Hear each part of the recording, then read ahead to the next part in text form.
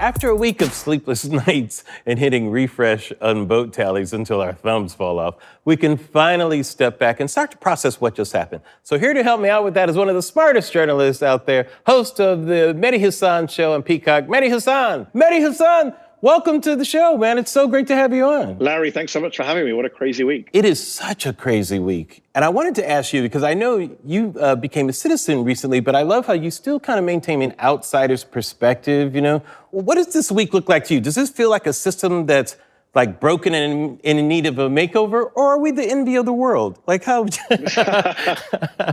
I think you know the answer to that question, Larry. Sadly, the United States of America is not the envy of the world when it comes to running elections or electing presidents. And that predates Trump. It's very easy to dump it all on Donald Trump. But you and I, we're old enough to remember 2000, Bush versus Gore, 2016. I mean, two presidents were elected without winning the popular vote. And I think it's hilarious and depressing at the same time that the United States is the one country in the world where the guy with the most votes by millions has to wait several days to find out if he's won. It really is crazy, I think you made this point, I made it a couple of weeks ago, about how since '88, the Republican president has only won the popular vote once in 8 elections. Yes. Whereas the Democratic president won it every other time. Yet, they both have shared the 32 years in power, 16 each. Does that sound like a democracy to you, or should we come up with another term to define this minority rule that's going on here?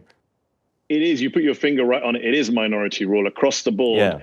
Yeah. When they set up the government, Larry, not only were you not counted as a person, let's not forget that, but also at the same time, indeed, and we shouldn't. Yes. But not only was that the case, and me as well, but I was on the British side then, if you can go back that side. Right. But not only did they not consider black and brown people persons, but also California was, I don't know off the top of my head, 2, 3, 4 times the size of Wyoming.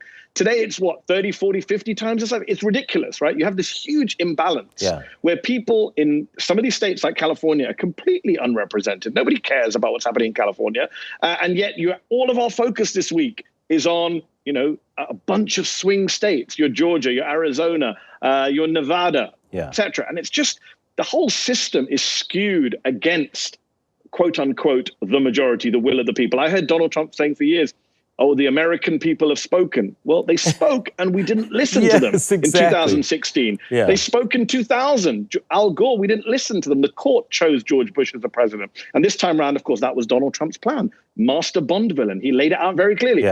He knew he'd lose, but he said the courts will win it for me. Amy Coney Barrett will win it for me. That strategy hasn't worked at the time we're having this conversation. He was definitely monologuing, as they said in The Incredibles, You did this incredible thing, like you listed like 1,000 Trump lies, like in one breath. It was like one breath, it seemed like. It was unbelievable. It was like 3 breaths. Yes, it was 3 breaths. And it's clear, like I even think his supporters might admit he's a pathological liar. I mean, it's so clear. And yet, Mehdi, he got more votes now than he got in 2016. Like, how do you explain that? How is this fly attracting so much honey?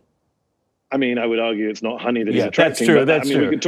We can talk about that electorate. We've had a lot of post-mortems, and I'll hold my hand up. I've done it too here on Peacock in our election coverage, talking about how did he get more Latino votes in Texas and Florida? What happened with black men? And I would just say, now taking time to take a step back, I would say this. Number one, exit polls are notoriously unreliable. Let's wait and see what he actually got in terms of demographic breakdowns. Number two, he may have got a few more black men. He may have got a few more Latinos in Florida, but a majority of white people voted for him. A majority of white men and white women, if you believe the exit poll. Let's not forget where blame lies for Donald Trump. It's white people, I'm sorry to say.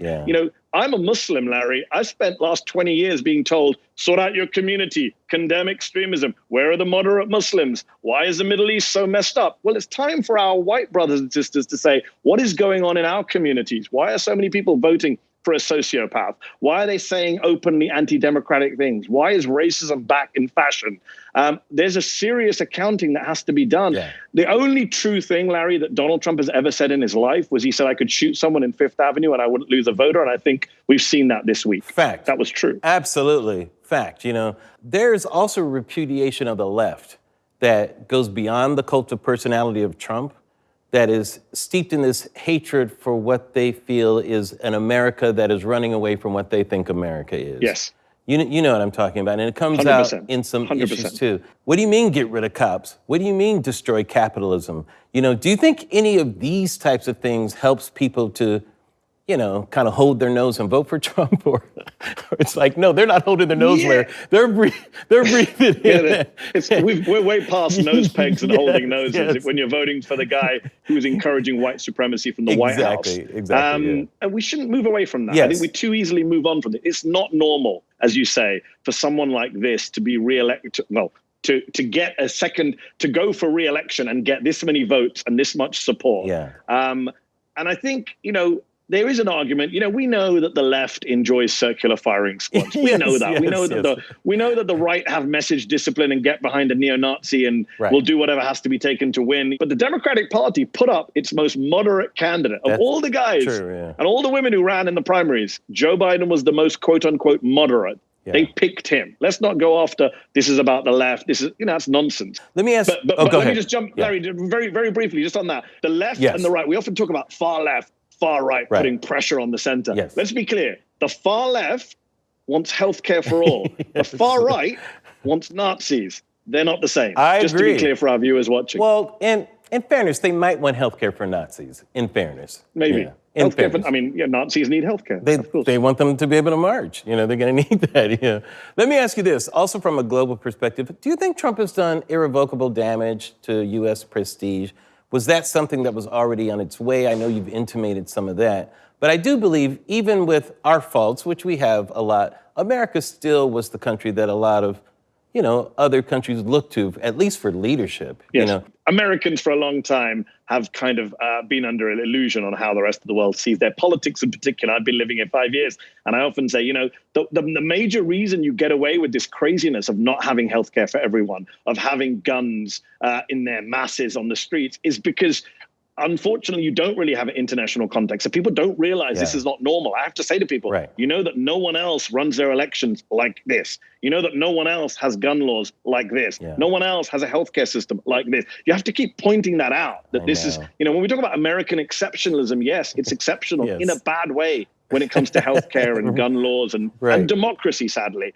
And look, George W. Bush did the most damage of any American president I can think of on the international stage. 8 years of George W. Bush. Barack Obama started undoing some of that, although he had his own shoddy records in, with things like drone strikes, and Libya, and it wasn't all great plain sailing. But Trump has come and kind of taken George Bush and kind of done the George Bush record on steroids in terms of the international scene, in terms of how, Americans, allies. I mean, this is an American president who was literally laughed at. At the United Nations General Assembly. They literally laughed at him. He had to stop and kind of look around. So is it irrevocable? Is it irrevocable? I don't know. I don't know what Joe Biden can do as a president to turn things around on the international scene. I think the damage that he's done will be with us for many, many years. Noam Chomsky called him the greatest criminal in history simply on the basis of his climate change record. I mean, the damage he may have done when it comes to the fight against climate change, that may be irrevocable. Last question. I love how you don't put up with normalizing bullshit answers from politicians and bureaucrats. It's my favorite thing about you. Thank you. Do you think, though, that Trump has opened the door for more like him to walk through that type of non-answering politician? Or do you think maybe there's more people like you, who are helping to shut that type of door? It's such a great question, and I'm glad you asked it because on both ends, I think you've pinpointed something. Right now I do a show on Peacock every night, but before that I was doing a show for Al Jazeera English. I interview people from around the world, and what I noticed since 2016 is this is interesting. Politicians from African countries and Asian countries, they all sound like Trump now. Everyone's borrowed from the Trump playbook. They all say fake news. They all deny the undeniable. They all just make stuff up live on air. It's just crazy. And I think even in the US, the Republican Party, you're seeing the mini Trumps in Florida, people like Ron DeSantis and Matt Gaetz. You're seeing, some of the Tom Cottons and Josh Hawleys. You're seeing Don Jr. probably might run at one point. There is this sense of mini Trumps. People have seen that attacking the media works. It works on the Republican side of the aisle. Attacking the free press, attacking facts, attacking people who, alternative facts now has some meaning in Republican and right-wing circles. So, yes, sadly, I do think we're going to see more of it. It can't be undone. But to go back to what you just said also, there are more and more interviewers, I think, who are being tougher. And I enjoy that. I've seen that in real time. And I think that's important. because we cannot normalize this stuff. That is the road to authoritarianism and fascism. This idea, remember, the Trump plan was never to say, I'm right, they're wrong. They want you to believe that no one's telling the truth, so that you believe no one. It's Orwellian. You shut down the belief in everything, so they'll believe anything. It's pretty much. Mehdi, we appreciate you, and good luck with your Peacock show, and we appreciate you keeping it 100 at all times. Thank you, my friend. Thank you so much.